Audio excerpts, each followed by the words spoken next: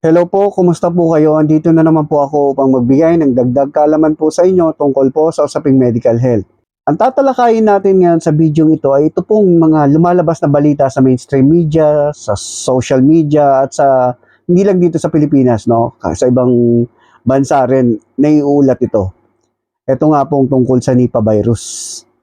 Ano nga ba ito? Ito na ba ang susunod na pandemic? Ito na ba ang susunod na tipong COVID-19 virus natin? Atin pong tatalakayin ngayon yan dito sa ating video upang sa gayon ay magkaroon kayo ng mas maganda or sapat na kaalaman tungkol dito sa virus na ito. Upang sa gayon ay hindi tayo nalilito na kung ano-ano na lang lumalabas, no? Na minsan kasi nagdudulot ito ng panic sa atin at yung iba naman nagdudulot din ito ng wala lang, simple lang daw ito, no? So, alam niyo naman na ang kaalaman ay isang magandang sandata po natin laban sa sakit, no? Upang sa gayon, maiiwasan natin na magkaroon tayo ng ganitong karamdaman at kung tamaan man tayo ng anumang karamdaman, no? Hindi lang ito sa karamdamang ito, mas mababawasan natin yung pinsalang maidudulot sa katawan po natin. Kaya, panoorin niyo po.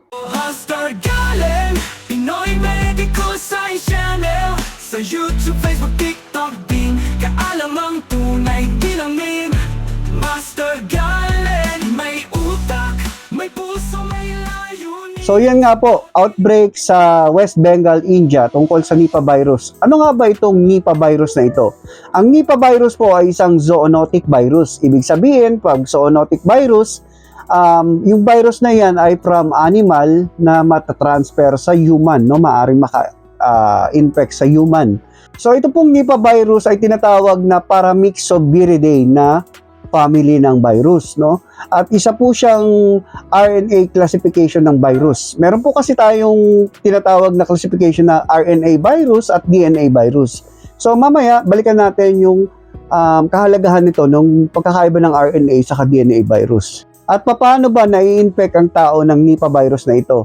Ang Nipah virus po ay galing sa isang paniki, no? Yung mga fruit bats na tinatawag, no? So kumakain sila ng mga prutas sa mga punong kahoy. So ito po ang mode of transmission. Pag halimbawa, kumagat sila doon sa prutas na yon at nalaglag po yon, no? Kinuha ng ibang hayop. So maaaring yung nakakuha noon may magkaroon ng direct contact doon sa tao. So maaaring mahawa yung tao. Ngayon naman po, halimbawa naman po, pwede rin yung paniki, direkta na mismo doon sa tao. Magkaroon sila ng close contact.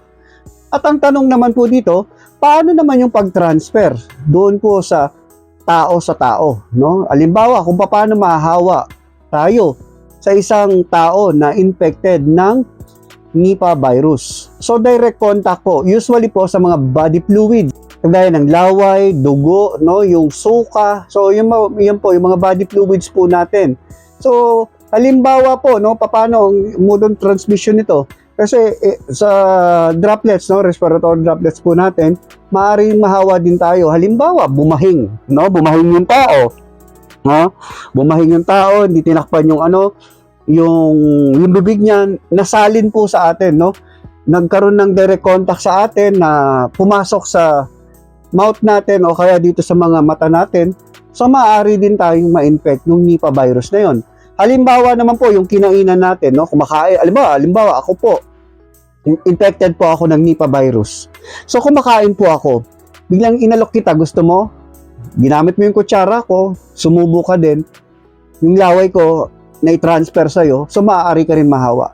So ganun po yung sample ng mode of transmission ng tao papunta sa tao tungkol dito sa Nipah virus. Ngayon po, ano ba mga sintomas nito? Sa una po, wala naman pong sintomas na maaaring maranasan. Ngunit sa kalaunan po, habang umiepekto yung virus, kasi ang incubation period po nito ay 4 days to 14 days, no? After the contact, doon sa direct contact doon sa isang tao na infected, no? Kung talagang nahawaan ka niya, ganun po yung incubation period.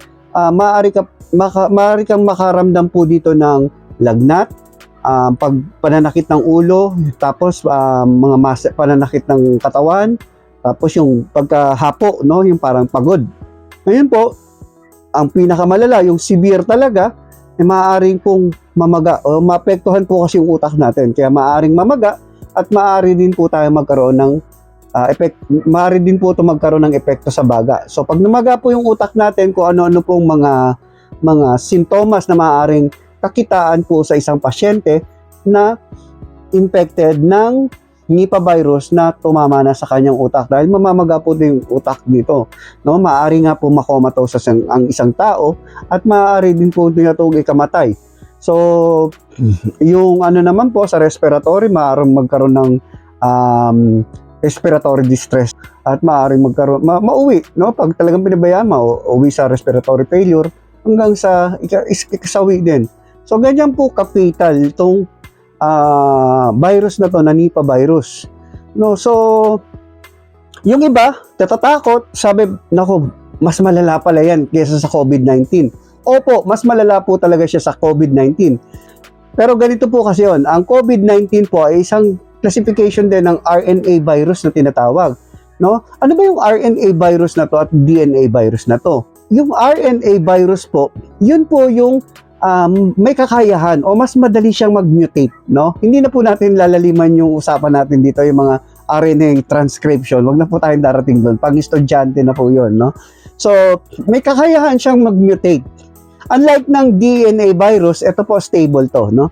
May kakayahan siya pero maliit ang kakayahan niya para mag-mutate. Kung mag-mutate man siya, napakatagal, no? Halos ayaw yung mag-mutate. Ganun po ang pagkakaiba ng virus. Sa RNA, ang mga example po niyan, COVID-19, dati SARS-CoV, naging COVID-19, tapos yung mga influenza, yan po, yung mga nag-mutate po yan. Tapos ito nga Nipah virus, so may kakayahan yan mag-mutate din. Pero yung mga DNA virus, ang example po niyan, yung hepatitis B. So hindi yan basta-basta nag-mutate, no? So kaya nga mayroon tayong bakuna sa hepatitis B, no? At yung mga measles, no? Yung mga tigdas, mga bulutong. So meron po tayong bakuna dyan. Dahil po stable po kasi yan, no? Hindi po yan nag-mutate na virus na yan. Halos hindi nag-mutate. May kakayahan po pero halos hindi nag-mutate. No, mag-mutate man, sobrang habang panahon. Ganun po ang behavior ng isang DNA virus. Kaya tingnan nyo po sa bakuna. Sa RNA virus po, lalo na itong Nipah virus, wala pang bakuna po dito dahil nga isa siyang RNA. Pero ngayon po, kasalukuyan pong nangangalap ang mga scientists ng bakuna para dito. Kasi po, ang RNA virus, napakahirap gawa ng bakuna. Halimbawa po, no, gumagawa ka, nasa on process ka ng paggawa ng bakuna. Hindi ka ang sample mo ito, no? Halimbawa si Nipah virus itsura 1, no? Siya ang target nung ginagawa mong bakuna. Hindi mo ba ito tapos, nagbago na naman siya. Ngayon, natapos mo na to, wala na. Hindi na effective. Ganun po ang problema pag may kakayahan mag-mutate ang isang virus. Kaya napakahirap pong gawa ng bakuna. Ngayon, paano naman po, ang tanong naman dito, bakit yung COVID-19 nagkaroon ng bakuna? Well, sa COVID-19 po, may isang proseso o may isang katangian dun sa pag-mutate niya na nakuha po ng mga scientifico. Tinatawag po namin may isang specific protina po doon, no, na nakuha nila, na parang ang gagawin ng bakuna po dito ay yung maturuan lang yung immune system natin, no, na kilalanin talaga yung virus na yon, yung isang katangian lang. Ngayon, yung ibang katangian hindi man makilala, ngunit may posibilidad na makilala niya pa rin yung katangian na yon, no? Napakagulo, no? Pero alam niyo naman, no, sa madaling sabi, minadali po to, no?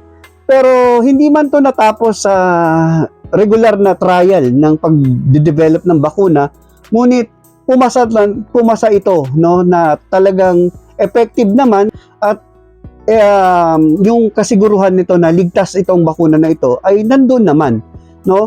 At dahil kailangan na nga ng mundo natin, no, globally, kailangan na itong bakuna to, kailangan nang i-release, no, bago pa maubos ang population na maapektuhan nung COVID-19 na virus, no? Kailangan i-release na to, no? Kumbaga, grabe na mabilis kasi yung nito, no? Mabilis yung pagkahawa, no? Yung mode of transmission mabilis. Kaya kailangan nating kumbaga, desperate na rin tayo doon. Total, ligtas naman at may certain population, medyo mataas na populasyon na effective naman, ilinabas na natin para mapigilan natin. At nagtagumpay naman po, di ba?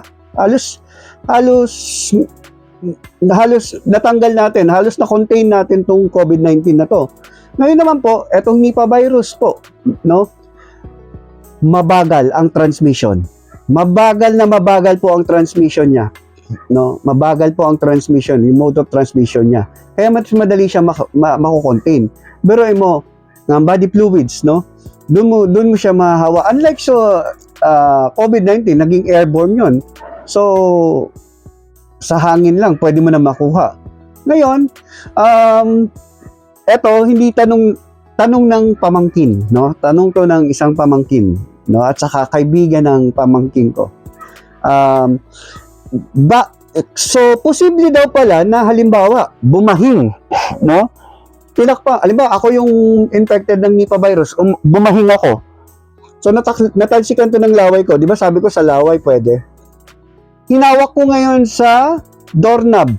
Binuksan ko yung pinto, hinawak ko sa doorknob, sinarado ko. May sumunod sa akin na tao, hinawakan niya din yung doorknob. May mga laway ko doon. Tapos lumabas siya ng pinto. Di nahawakan niya rin yung body fluids ko. Tapos, halimbawa, naipahid niya dito sa bibig niya, o kaya humawak siya sa isang pagkain na kakahawak niya lang doon sa doorknob, kinain niya. Pwede ba siyang mahawa? Yes, pwede. Pero napakaliit ng tsansa. Bakit? Kasi po, walang kakayahan ng Nipah virus na mabuhay, no, sa surface area. Unlike sa COVID-19, kayang mabuhay sa surface area na may certain time siya na mabuhay. Pero yung Nipah virus, ang dali niya pong mamatay sa surface area. Kaya po yung paniki po, no, naging reservoir niya po yun, no. Kumbaga, parang ganito po yan, no, para mas maunawaan ninyo, yung Nipah virus, meron yung mga paniki pero hindi sila affected, no. Wala silang sintomas. Kung mayroon man sintomas sa populasyon nila, napakaliit at ito ay napaka-mild, no.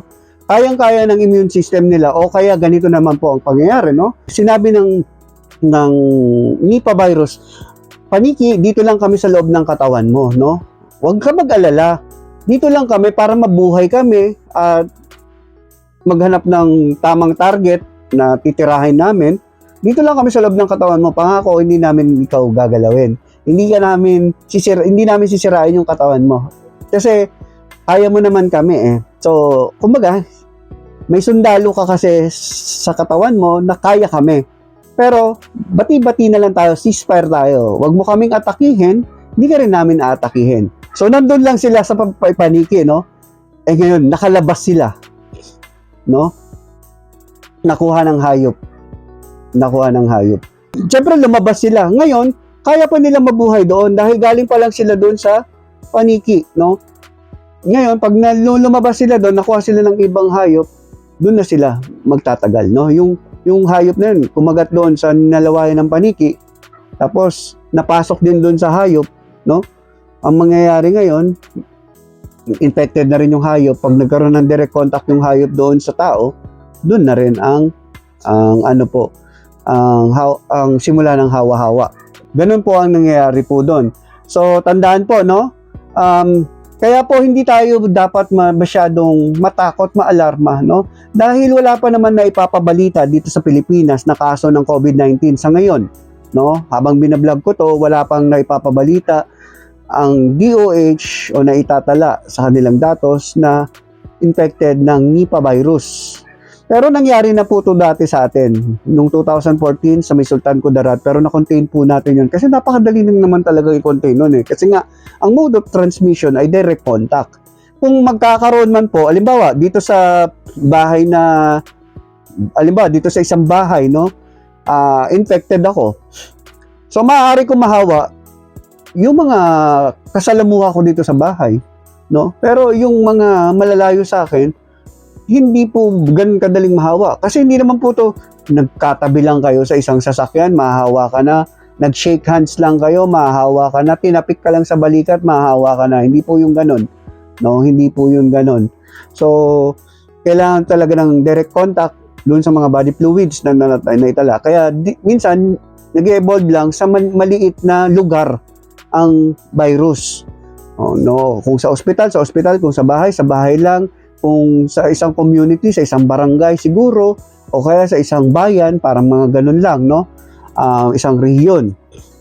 Yun po, kaya dun sa India, sa West Bengal, nagkaroon ng outbreak, no? Iba po to sa pandemic, no? Ganito po kasi yan, meron tayong outbreak na tinatawag, epidemic, saka pandemic. Pag outbreak, maliit na lugar lang yan, no? Yun na nga, nabanggit ko na nga sa isang, halimbawa, barangay, bayan, parang ganun lang. Ngayon naman po, pag sinabing epidemic, kumakalat sa bansa, sa isang bansa. Pag sinabi naman pandemic, kumakalat kahit sa ibang bansa na. No, parang globally ang target. Ganun po ang pagkakaiba nila. So, dapat na po ba tayong maalarma po dito? Well, para magdulot ito sa atin ng panic, hindi. Hindi naman kasi ganun siya kabilis nga yung mode of transmission niya. Mas madali siyang makontain, pero hindi tayo pwedeng ipagsawalang bahala na lang to, no? Kaya sundin nyo pa rin yung mga iniuulat ng DOH, no? Yung mga gabay nila, yung mga babala nila, no, lalo na yung mga health advisory nila, sundin pa rin po natin, no. Paano ba tayo makakaiwas dito? Siyempre yung hygiene, proper hygiene. Iwasin din natin po mapunta o masuong sa mga matataong lugar, at sundin po natin yung mga travel advisory na kung saan iwasan na muna yung pagpunta sa ganitong bansa dahil nga po sa posibilidad na mahawa ka doon po, no.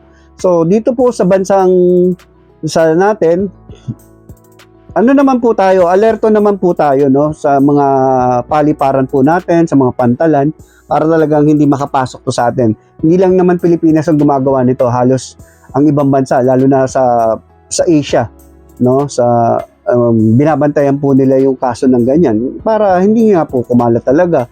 Ngayon po, kumbaga, inilalabas doon natin para maging handa tayo, no? At wag tayo magkaroon ng ganito. So, inilalabas din po ito ng ating mga ahensya ng gobyerno para po mai-prepare tayo, hindi lang tayo, pati yung, for example, yung healthcare system natin, maitaas na natin, no? Maging aware yung mga pamayanan po natin na kung papasok ito, kaya na natin. Hindi mauulit yung tipong magkakaroon dito ng epidemic, no? Outbreak, epidemic, hanggang sa maging pandemic. Dahil nga, siyempre, nagkaroon na tayo ng matatag na kaalaman, no, tungkol dito sa Nipah virus na ito. So, ayan lang po ang tungkol dito sa Nipah virus na ibabahagi ko po dito sa inyo, no.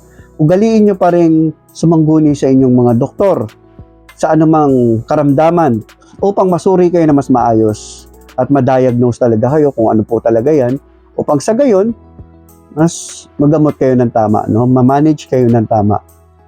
So, ako po uli si Master Galen. Kung may tanong pa po kayo na nakalimutan kong sabihin po dito sa vlog na ito, sa ating video, maaari nyo naman pong direktang i-comment sa comment box. At pwede nyo naman po akong i-PM sa aking Facebook page na Master Galen PMS Official. Kita-kita naman po ulit tayo sa next video. Paalam, pansamantala. Master Galen, Pinoy Medical Science Channel. Diagnosis hanggang lunas, pinapaliwanag ng malinaw. Master Galen, hindi basta health tips lang, kundi aral na may lalim. Para sa lahat ng Pilipino, si Master Galen